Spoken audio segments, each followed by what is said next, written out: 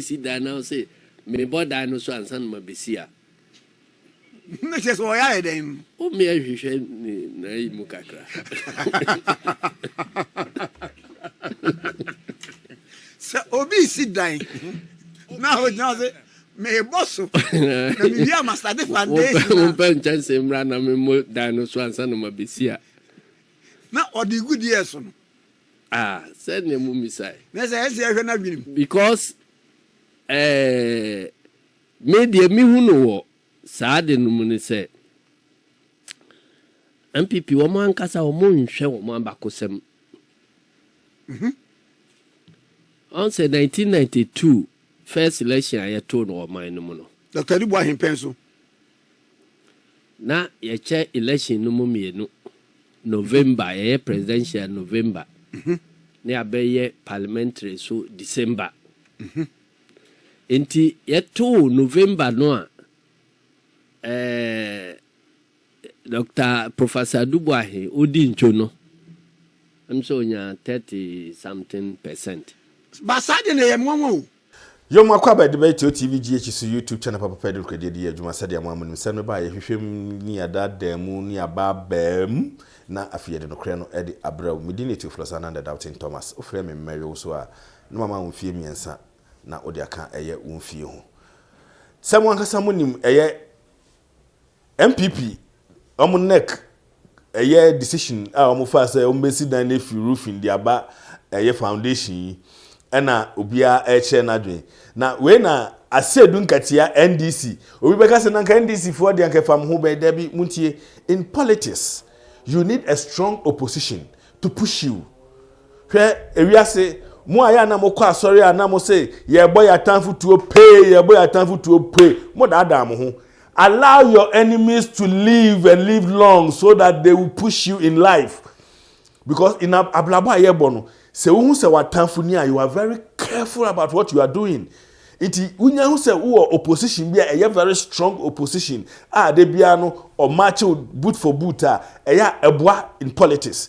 Iti no yan weshi NPP say engu debi yan weshi because ye ni any third force bia or no so after ebia say NDC ye dia na ye bre na ye ka say ye dia to wa third force bi no NPP kroya na ye be san dia ma omo iti no se omo ye bibi na enkoyi we have every right as NDC for say dia no tum because ya ma omo ansesa nyoma bi na omo kwa na omo ba no ba besi Ghana adekonti America sa no se mo beka ya 1992 ya beto aba bebre ya nkwala ba mpanyifo no mom do mo nim ya beto aba NPP kroya na ye meeting ka se debi se ye to presidential ni wi a presidential no ye hia enyoma bi se ebeti ase yi NPP for na se ye said ye be JJ ka se ye to presidential se ya beto eye MPs no se debi ensa se nya to presidential na presidential no be hwehwe eye omo maka ne se ene montuma we no mra ma fanti yesesa no se ne beto eye parliamentary and san ya beto presidential but edu MPP for na nkasangasa so no de wo hu obi omusi dan nefi na pempem e de aba form enso de bia omo di form the kosoro because of they want to favor somebody, they want to favor eye baumia. It is sa no person say de be ya baumia betumi hwehwe omo maka say hey se man to ama me nipa ende me man position ukotuma Kennedy Japan nipa ye man position na enye Aseidu Nketiah nko na de na no ato asem wem MPP nankasangasa nipa support baumia nankasangasa campaign eye Dr. Obri Buahin MPP ni mapa founder okay o say ensem hunu na JFK Justin Kodia ene ne nkofo no mudi wo ho no sad decision no omo cancel if immediate effect enye sad ye be si party no mu no enye asembapa ude onim ase me kasa yawa me twa me ho aba me ba ye beji details kakra bia ka ho nyafi akwakotie nsema efi Aseidu Nketiah no ene lawyer Obri Yabua ano. My name is Aite Powers, aka What Can. Keep watching THEO TV. It's the best TV you have to watch in your life. I'm telling you, Aite Powers. THEO TV is the TV I watch all the time. Yeah. Push. Yeah, me that's what about train me try me ho aba na me ka che say someone motors na so mase me de djuma de bro oton cars o so apo cars e no to cars o Galilea ni amanfum kaso akwan no so in between Galilea ni amanfum and great filling station no e na ye opposite bu nsa Roberto ni Obapa Chrissy picture kra e da ho kama na ukọ ho a wo de fa car ne ko obe value car no na wo choose a car of your choice enye wo car says if you na enye djuma na ye ka car bia wa office taste ne fi mu na you want to change it na odebeko sanso na make am for VIP e dia ma ya kwantufo no mu nya me papa because VIP there omunim de omunyo overtaken by heart ai odobeko na odobaba asumdwem na nya VIP bia so na VIP acho Juan ewo ho eno adakabre eye ejawiase eno Mary ne ofabroni mu na community abom eno mabe eye the group of eye VIP company omdi ye bibia kama unim maminko emreni ni ho emreni ni ho ntibeka for VIP dia mo fi abrochipa for VIP a safety and affordable assign luxury. All right, etino ensam ni nyina no and say sad decision na neck akoteki no edin sam bebre na aba eye NPP camp both Bawumia ene eye ye former some ka some hu ni pakro showdown Canada Japan omumi anu ntem no camp no aye gidigidi aye hu luma ne kana se mo se aye se aye hu o de menkasa bebre yenko ni entiens efutua ananyansa sama Aseidu Nketiah edima eye NPP na tie another nyansa sama obribu ahin eye lawyer NPP ni nankasa so esnadima eye ne nkofo NPP yenkomra MPP well in chokasi omudi yi wo mo keke wo mo se wo mo be yi flag bearer say 31 December 2026 na January no wo makwa yi wo mo flag bearer na de call de ba ni ade ewo mi say wo mo se wo be yi flag bearer na nsa na de odi obi aba top bottom approach it is saying what de what is saying yo on say Makase doing the same thing the same way and expecting different results, you know. A formula for madness. Enti eto de bia SSA ultimate thinking outside the box. Enti every member say outside the box thinking no be na omo ye. Because omo firase aya kosoro anyeye omo firase aya kosoro ebia ye. Enti sene empanimfo a omo aba ye omo adwen se omo dibe omo be frudua na free ne nkomu ambesi na se a me de mishra omo kusakuse se edi se abua bia na moto o se abua boy friend say oha o si frudua se na fro enti oha otu afridua bi so kura akodua foforo so a Obama besi second one no besi from no free from Afro akosoro. Ade na nyanse wo mu say na say dua wo free from abeda fu ko fro dua nkomu na wo say obi si da na say me boda no so ansan ma besi a. Na je so ya eden. O me ahwehwe ni na imu kakra. Sa obi si dan. Now me bosso na me via master de foundation na pen chance mra na me mo dinosaur ansa no mabisia na odi good years no said ne mu misai na say ehwe na binim because me de mi hu no wo saade no mu ne say MPP wo man kasa wo mo nhwe wo man bakosem on say 1992 first election I told no man no no. Dr. Dubois him penso. Na ye che election no mienu November ye presidential November.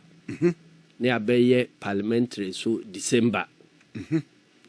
Enti ye to November no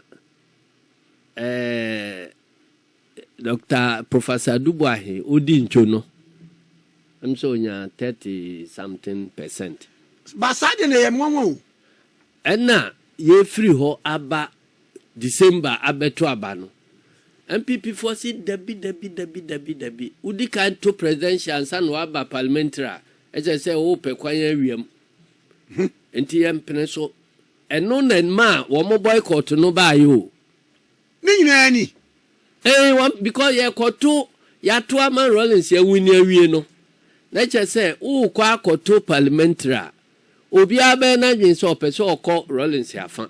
Enti wa hwe ya wo supporters no nyina beto ama Rollins ni parliamentary candidates. Eno na MPP gina so ye boycott no. Wow. Enti se nempanifo bia be sori wo MPP num. Na omo si yenye no saa na internally ade a mo si nationwide no mo mpene sokora. Anti mo force ya ma 96 yesesa mu ede ayinu mienu nyina bomu no. Kokohwe electoral commission records. Say why na suggest say yemfa abato parliamentary and presidential no mum enti saa baby a presidential no be ko bia no parliamentary no ebetwe parliamentary no ade akire kokohwe obi say MPP and this suggestion no buy na ades na ndabe na nkwanta yire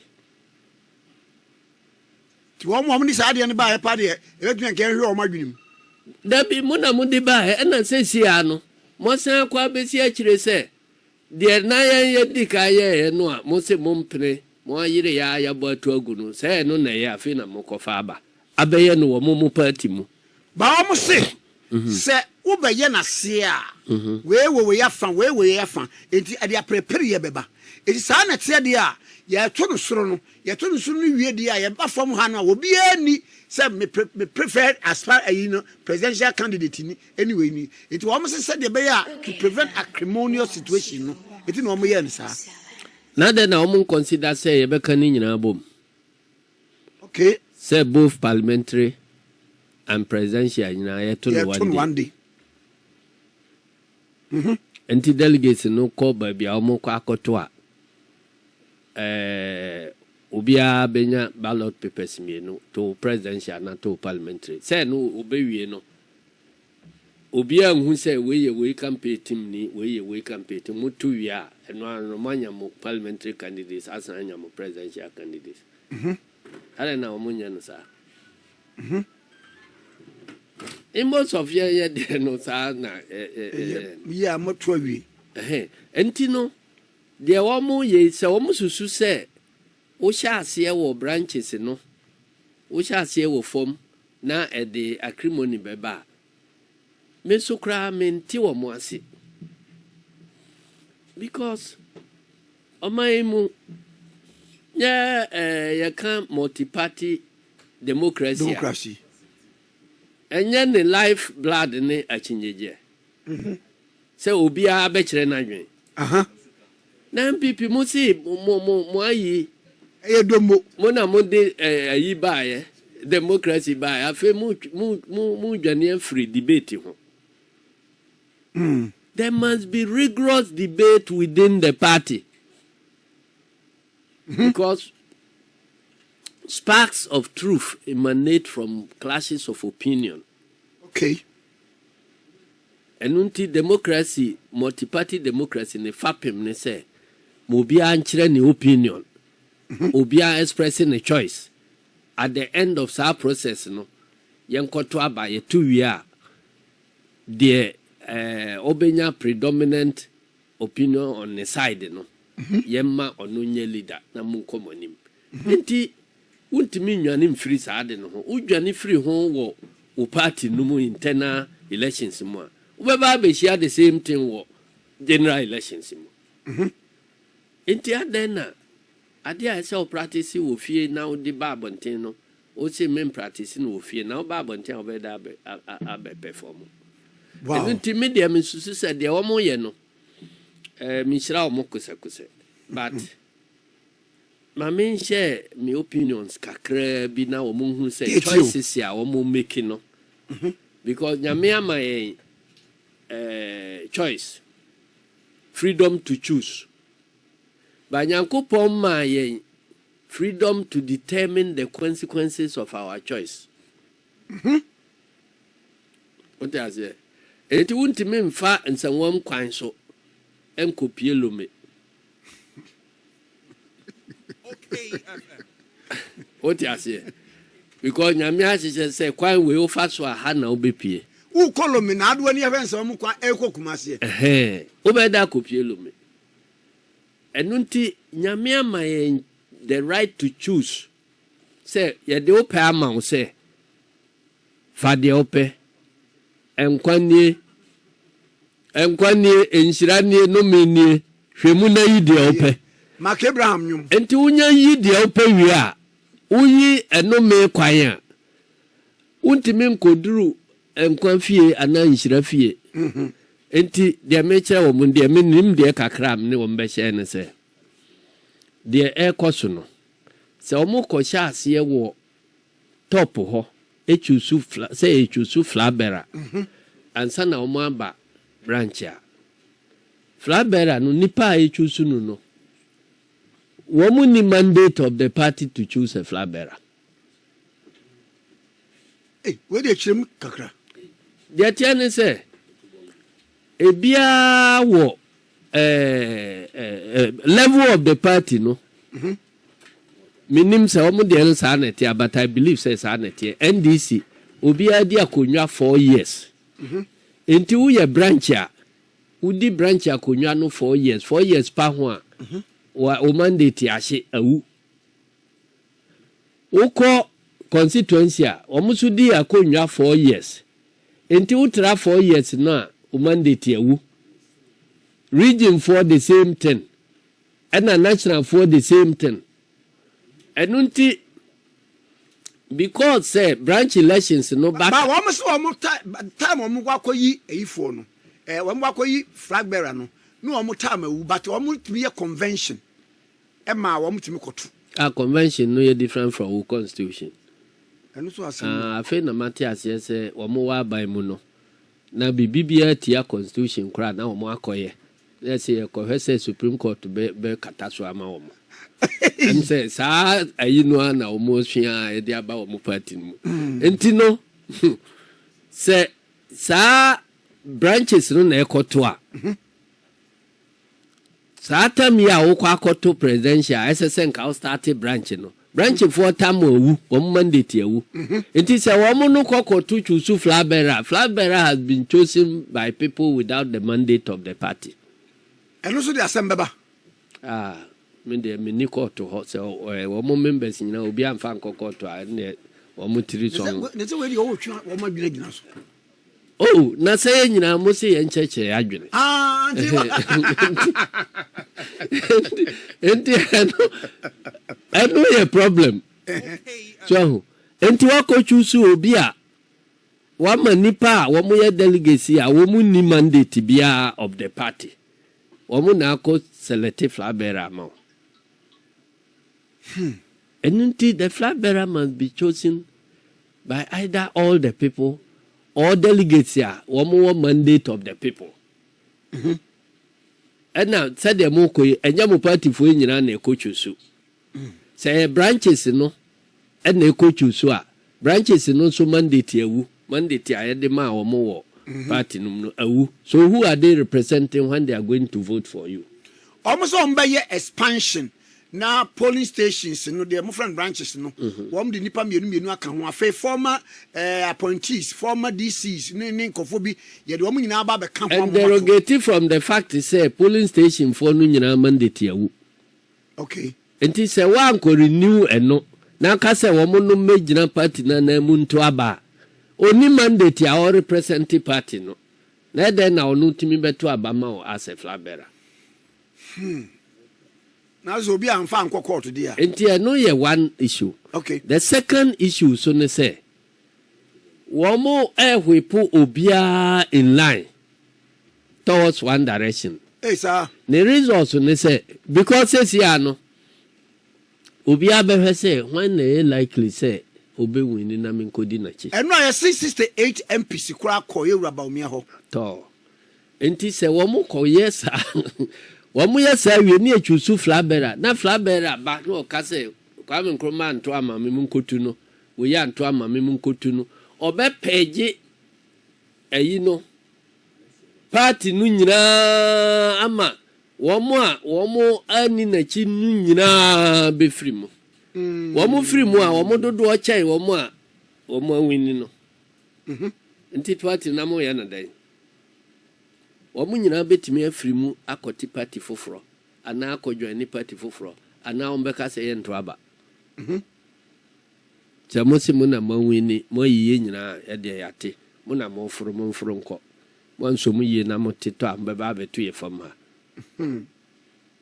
so ho enu ntino o man hwe ya enu betimi aba then they will get a party of conformity say president no kwa ba flabera no kan se man na wo mu nyina de akire but woman enrich woman decision making with opposing views so a bit me ama decisions na are strong enunti eno dangerous to the party enti say woman hwe ne ya bit me de asem aba say de woman ye say woman ye no say ebia yen shift kura nko one member one vote, that is universal membership suffrage. Na party members no nyina. Omo membership emu. Okay. Enti omo ni obi a mandate, they are voting for themselves. Na no de omo ko to aba na omo yi flag bearer obe valid elected. Wankasa wo fa ase abema eni kwasi kran kirani ba. Was it we a Maradona of Ghanaian politics?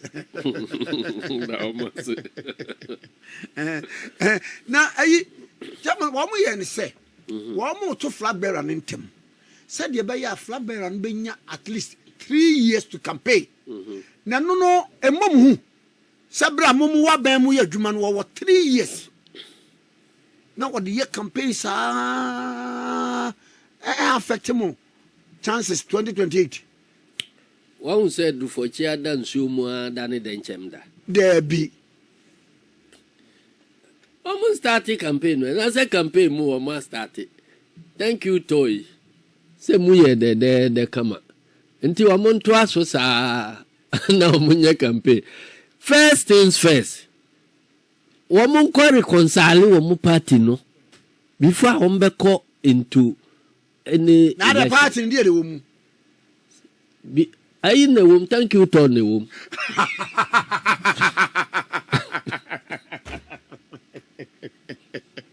There is all can say, a child can say, reconciliation. I me say thank you, Tony, on the womb. Say thank you, to Mokoe Uhuye.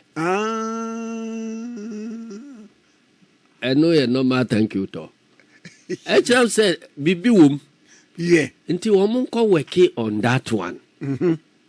Na say woman beba into election ebeboa woman. Me pese woman party no ebegu.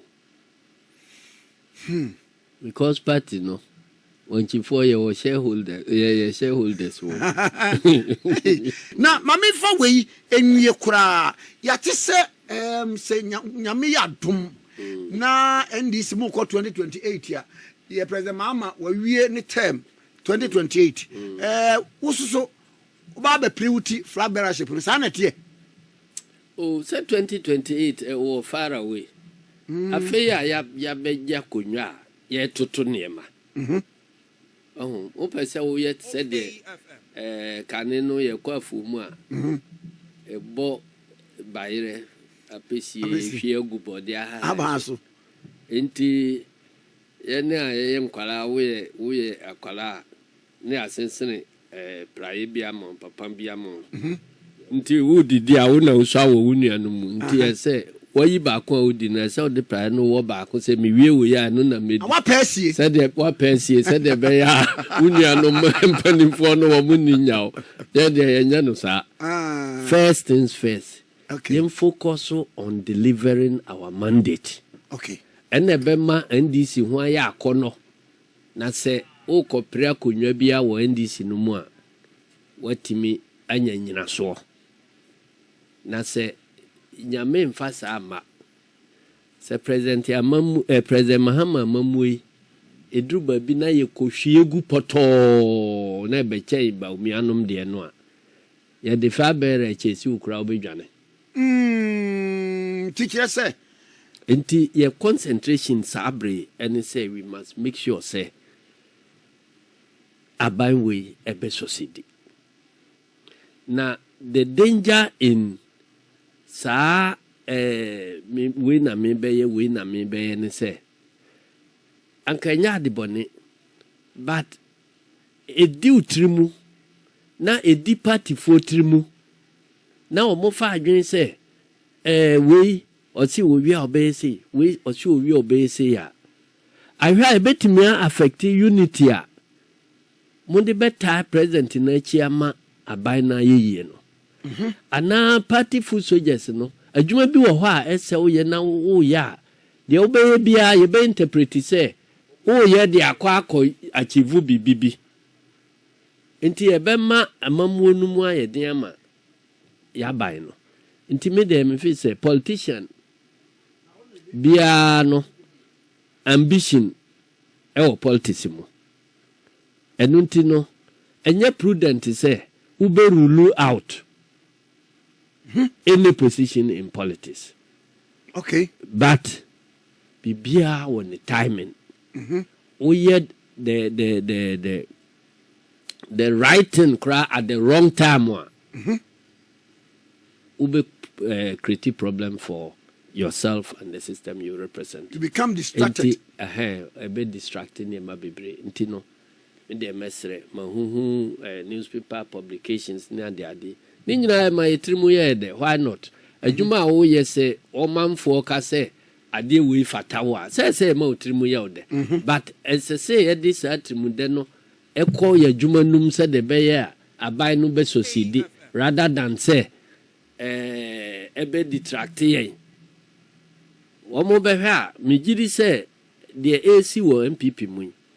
Amamfo benya ya tiafo no bebre benya na nka obeti enekura me hu mo people me betra ya dem photo ni Julius debra photo abeto ase wa ma shase me hu people bi wo hasesia e de photo atoto ho say NDC races also he tee up na what do they want to achieve person achieve say chira Michelle Debra wo me no na be contest o chief of staff a o ye kura Minyuni, no, also, party meeting who from member. Let's say the AC people may be a bit.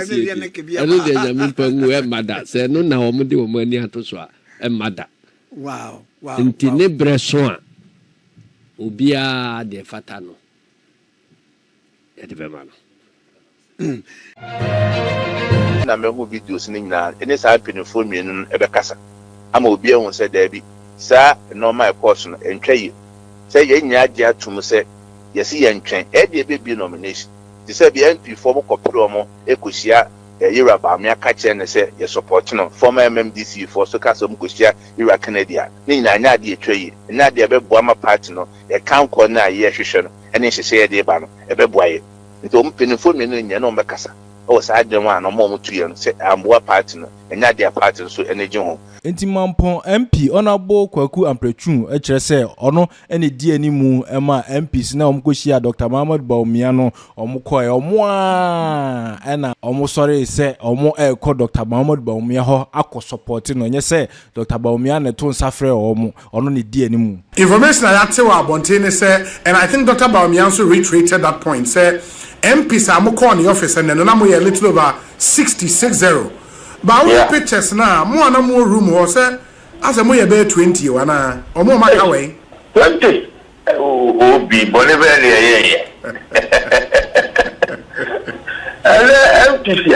yeah. Begin one morning.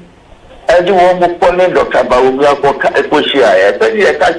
We were 60. Say, yeah, good no pa, you're both 60. Oh, my woman to me, a ballet. 60. Almost free. Nobody coerced anybody. Nobody forced anybody.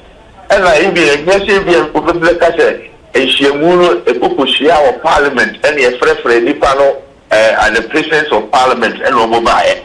When you're sorry, you feel free Parliament. And I say a conduct about your office. Nearly Nakosia, near Papa declare your unflinching support and the man.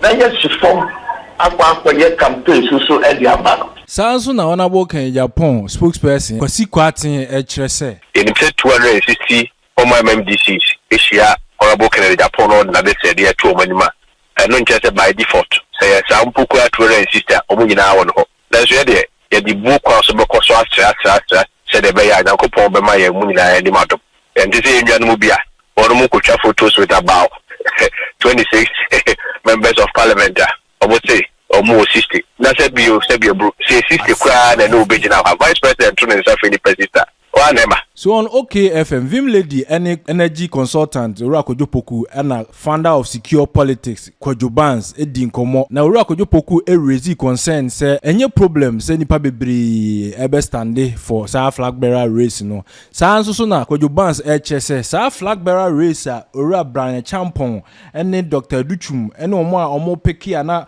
omo supported Dr. Muhammad Bawumia previously 2024 no. A plan work against Honorable Kennedy Japan. Yintie Ura Kwajo Pokumra. I feel say Ghanaians did not listen to Dr. Mahmoud Bawumia because they were angry with Nanado. Okay. Today, Nanado won before and I go for the Twaba. Are you not worried about it? They say as a Nipa Bebre, you want to do to announce it. It's very important. You see, I don't know why people think say Nipa Bebre is a problem. It's not. Look, a party that represents 32 million and one of the largest party in the country. Okay, NPP is the largest party in the country. The support base of the party is more than the support base of NDC. And the election that we just had clearly tells us that our support base is bigger. Enti wey Kwajo Bans nsɛm a ɔno so kan ye tie ni yi a wotinu sɛ Dr. Bawumia camp na tena ase aflow to some idea bi sɛ yɛma we mu matumum na bɛchipu away votes from honorable Kennedy Japan. What that is Exactly. All these people are coming in just to destroy Kennedy Japan votes. But they got it very wrong. Wow. Brian Champon no a strong financier of Dr. Bawumia. Support. But the time no Dr. Bawumia financier and a strong one. You can say cancer board do nomine free one. No Brian Champon agent people. Okay. And then Papa say there be or show leadership and any who to one or be contested. And yes, or endorse one answer or cross it contested. One correspondent will be cry on one in any move be contested. So, Ufa Dr. say you will do Dr. Duchuma on so bad. On also free Bawumia camp. One walk as far back as Nkoba a vice presidential candidate. Okay, and yeah, point Sandy Panon so say on a Nkobi on also Babe contested. But then no can indictment on Dr. Bawumia or some boys and no contested. Bawukoya na usanka say Bawumia also. And I said that before we are going to destroy Kennedy Japan. And they make our own chance. I may say, no strategy, no. Now, Sadia no more, in the national benefit can. It may throw, said the TNT, benefit can. They got it all wrong. They are excited, they are happy, say, Mono Sungum, ne being Timfa, But the Mono or more Bechipu away from Dr. Bawumia votes. And that's exactly.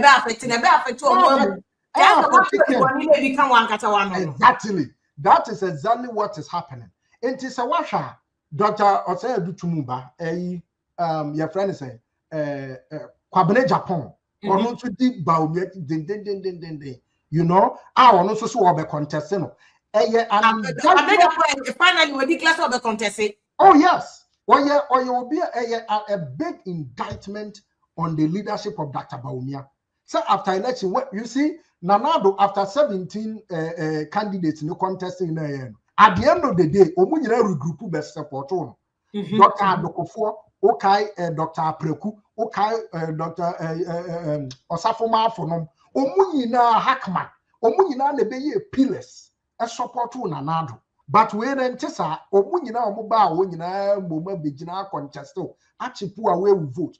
Can Obia or Taken a Chibia Jina on society. eye wo mom 61 na wunya na we bet 10 we bet 10 we bet 10 and afen so ma ye coerce wo mo toma awo afen wo ntoma wo biem they are free to cross carpet to baby a wo pese wo koto abako bia na so hwe MPP party na ho Dr. Bawumia joined in 2008 only strong grassroots support. Okay. But we need strong grassroots support. Only be. Let's face the fact. Only strong grassroots support. You see, Oma since 92. Okay. Oma connecting with the grassroots. Oma go through elections. Oma tour. You cannot say same about Dr. Bawumia.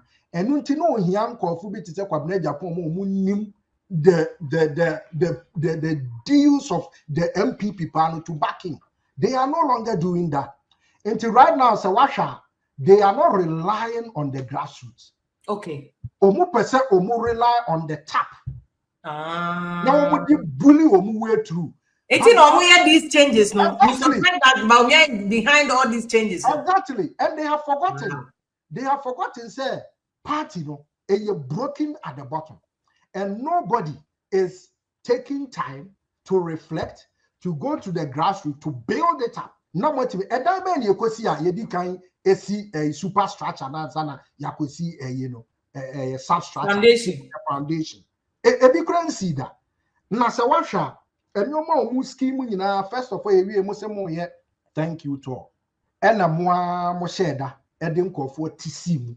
And a more candidate in the cancer on one campaign. And yet, thank you, Tobia. Ojinawa assembly and worker. Because as of the time here to Abebi, so he's officially not the candidate. Exactly. And you are not leader of the party.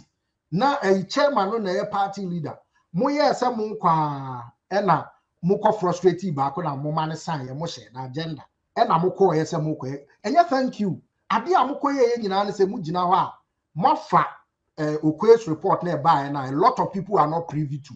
Only a few of you na we privy to. And I'm more true baby.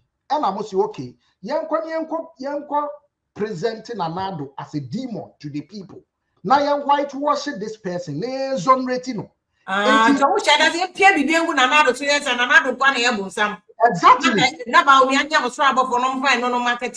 Exactly. And no even grassroots and because disloyalty can you imagine say Utimiko grassroots any MPP for connect now catch on say yeah the ebedi government at the Bolivia course should be an another was what in a man course.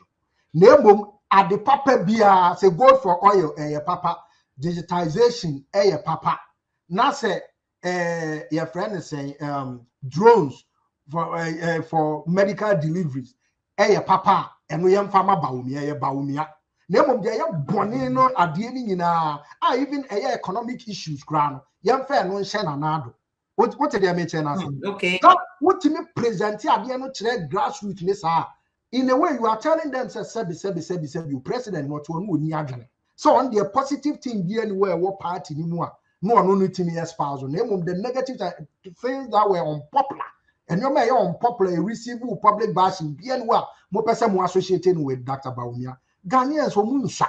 What did they chance? It is some man on Mukwano so many grassroots support. Name a few constituency executives no more stronger. Ye you so many for one conform and bully or to aba. Am I? Honorable Japan spokesperson Kwesi Kwarteng akasa yenti ono so. Honorable Kennedy Akompreko Japan.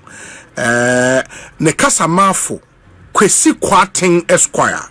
Ewo ahomano so councilor kwa ba na te saying me ya oseboso ejo so pa me hoye na Cecilia, is it confirmed say we a spokesperson for Team Ken and Cecilia young for more teams there tentatively me na me kasama team no but officially no we have confirm or communicated to the public at the right time. Oh, that's fine ma tese ene Musia former MMDCs. Is it true? No kre. And yeshia former MMDCs. You know on matter komo. Ura Canada Japan. Di bu kwaso. Eni ahobrase kwaso. Eni kasade kwaso. Edi na de sede atu omanim na wachi omusampa. Yakopo wa na party ne say be nomination obefa form. There are number about 260. Send a extra Bible so hena kuma da Nyankopon sem. O se akoye so etre no. Maybe a pedal as of what they are the two. In 260 MDCs, Asia, Honorable Kennedy Japan, and they said they are 2 manima. And not just by default. Say, some Puka 260, Omina one ho. That's where they the book also because said the Bayer, Nankopon, Bemaya, Munina, and the Madam. And this is Indian Mubia, or Mukucha photos with about 26 members of parliament. I would say. Or more 60. That's a bio, say 60 crown and no bid now. Vice President Tun and Safety President. One Emma. Juba Chazawo. Zaka nipa 260 no bahay. Yes, it's 260 in I honorable can go for. You yate. But when nipa organizing MPs no they won't buy no can say it was not at the invitation of OBA MPs na ena voluntarily. Or more true and among say or more called Dr. Bawumia ho. In fact, me busa question way to honorable in team for example. Emoka say when you base your analysis on video making rounds now, you'd get it wrong. Because Nipani Bebre they were not captured in the camera. And I was trying to say oh bobo Edia on crowd Kai and he mentioned over 30 MPs Kai Omudi off the top of his head. Say Omoba Hobi. And the videos making round might paint a misleading picture. Anna Obi, in the first place, what is the purpose and intent of all this thing? And you should buy fear and you're done during the 2024 elections. Brian election cast a party for both Ghana for both. Yesterday there will be a movie. Yes, so called Asante Region party for CNA projects or yes, so called the 5 northern regions a party for complete. We dismiss everything. You're quite near Bassem Kofo, near the Omedi, near the near Bajaso, Dr. Bawumia fans, near Bajaso, party new fans, and you could say. Abra, na yes say about the whole parliament, which is almost 137 MPs, as opposed to one candidate. All government appointees are more or less has been aligned to support one candidate. All constituency executives, all executives from all levels, national, regional, constituency, support to one candidate. A difference of 1.7 million votes difference. What about 2.1 million? Yeah, but no, because the fact you just said might not be entirely true. But I don't think all the 137 candidates in parliament now almost supported one candidate. That cannot be true. Obi. All of them were not supporting one candidate. Obi. Yes. Obi, but as I said, Wakasa. They are making it understand. That was a claim and a similar impression they gave to us. That they had a whole parliament. And that is the point that I'm making. It's the same thing that they are repeating. I'm not making an emphatic statement to say all 137 MPs were with one candidate. But Dr. Bawumia in the last election was an establishment candidate. He was a candidate that received massive support from the then government. And we could say, and if you want to prove an impression, say, members of parliament, which in any event, I mean, I leave it to Mwankasa and the jury out there. They saw the video. In the first place, so no one per se, what the video evidence best support no on the numbers and video no could in the first place required day. And then I could try video half for some of MPs to prove say over 60 MPs.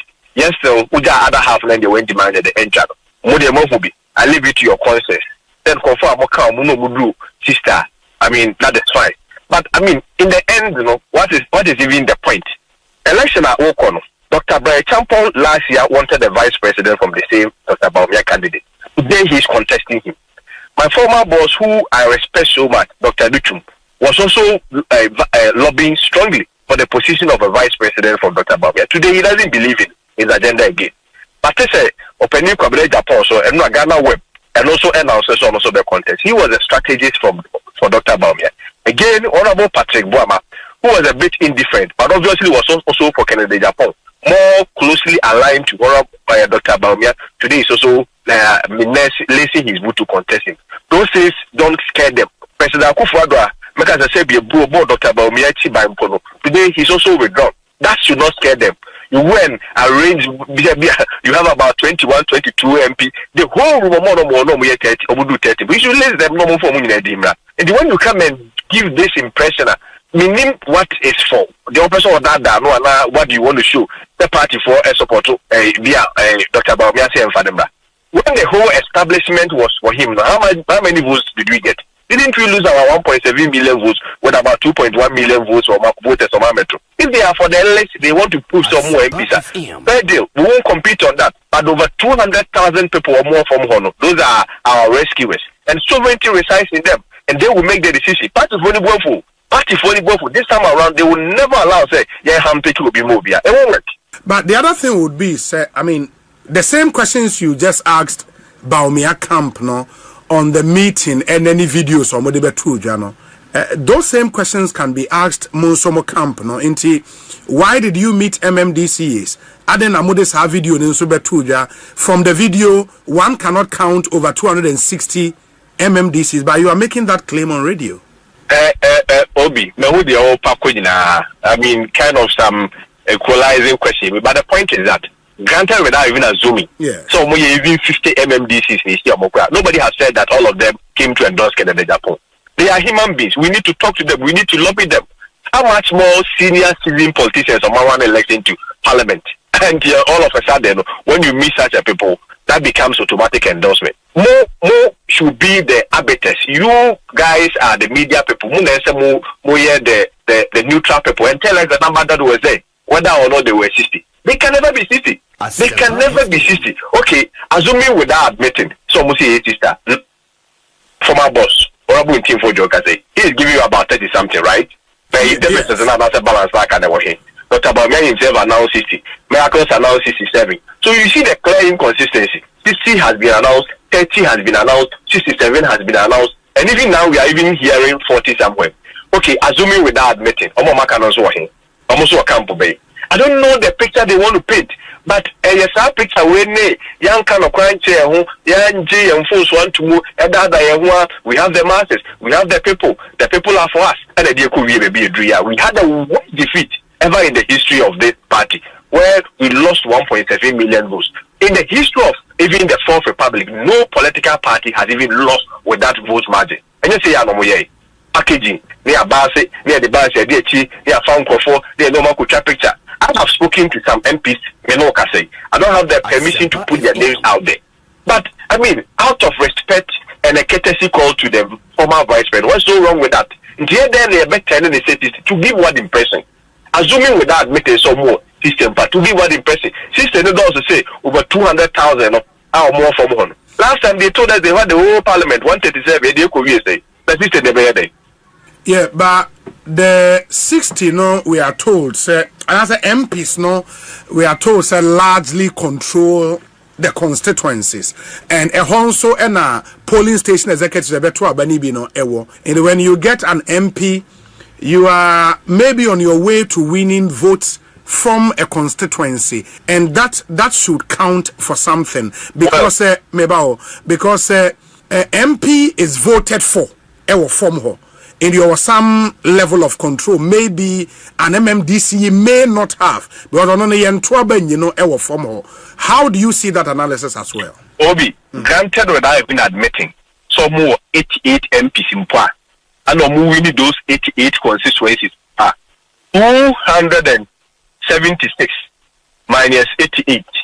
And I was about 88. And also no MP for the Bay Mom.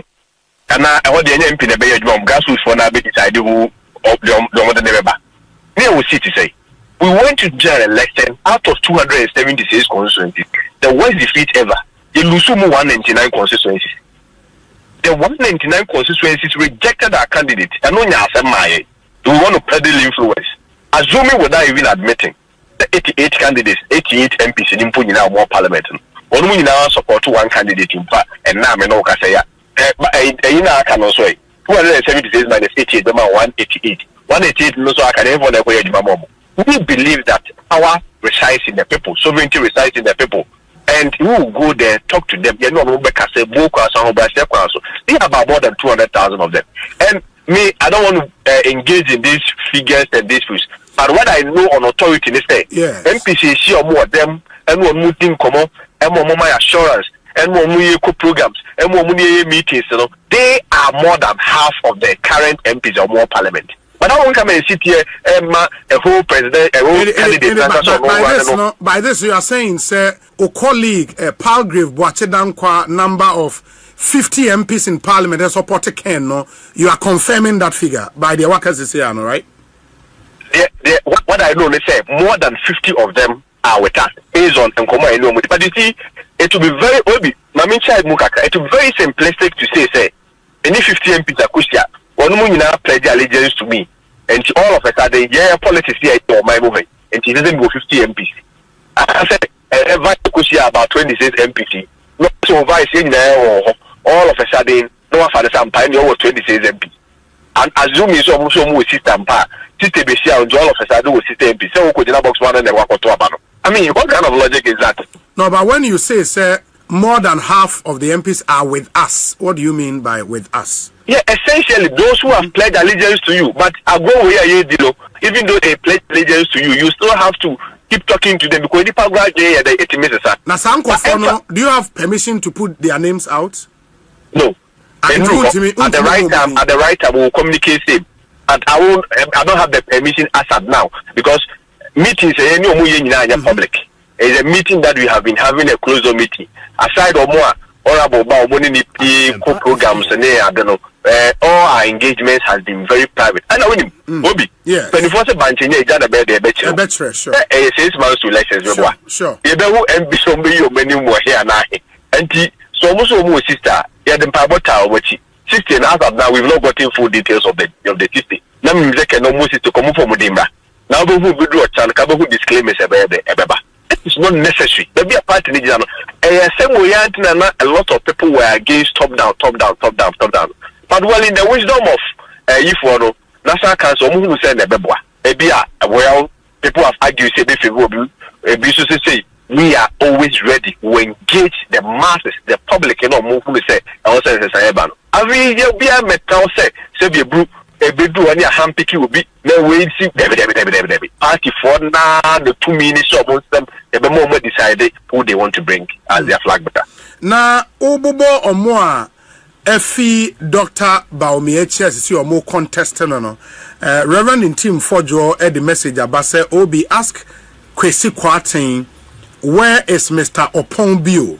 Where is Kwame Owusu? And where is Ambassador Boateng? Are they still following Kenya Japan? Or maybe I said I'm here research and I'm who said we more every Dr. Baumia camp or more contestant. And maybe I research with the web already book as one manager. Also bit more baby more a book also. But they are not following Kenya Japan now, right? So what happened? They say we had a campaign team. What I say? Yes. Campaign team, no, they had crucial roles then, and the campaign team was dissolved. As of now, we've not formed the campaign team, and Obia is helping from his end. And at the end of the day, Nippon the bigger interest, which is one of Kenya Japan, decides to form his campaign team. No, don't make them fine. But as of now, one will be about the bra. And not there make more campaign. But you see, granted say compared to people contesting you. For the end who say as a mouth. Mr. Pombio so we free mumpa contest Keno. Mr. Kwame we free mumpa contest Keno. But what the measure say? Yes. So be back Keno and will be back contested. Or contest means he doesn't even believe in your vision and he feels he can do it better than you. But somebody can decide to pull and say, I don't believe in your vision, or I believe in your vision, but I don't want to help you to campaign. That is completely different from Obia, or no say, me no na koye juma mao. Me na me tell vice, but say I don't even believe in your agenda again. That is more disastrous. There are those who have said, sir, and with your experience as a young politician though, but with your experience, which elections that and all of that, no, in a contest like this, the more people come out to contest, it probably favors the one who is seen as a system candidate. As a Obia or no ena a clear part in a franca in the last election. And I make this point because he may have some loyal base. Nkofobi etomano. And Obia Nebuefununo would be an anti Baumia person. Sa anti Baumia vote no ena omo a contest no ebeche. Into the more people come out to contest, it might favor in this case Dr. Baumia. What do you say? You don't think that is possible? No, we see. I mean, sometimes philosophy me and Pijani be brief. Sometimes let's just apply the common sense approach. Okay. On a set, Doctor, by example, and last elections, somebody who is so influential in Eastern region. I never you be no to Abama Dr. Baumia. And in the Omanchannel who are sure that uncle for the day. No one can say contest Sibia. Or Monko Toma Doctor by example, Trauma. Dr. Aseidu. Yes. Or then the bosom chief one.